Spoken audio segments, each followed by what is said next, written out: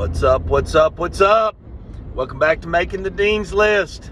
It's the 25th day of the month, getting towards the end of the month. And in this chapter, there were several verses about going to court. And I think that's applicable certainly to business and our personal life too.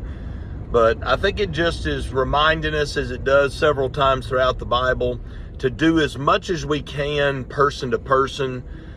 Try to solve things individually. Try to bring someone of like-mindedness.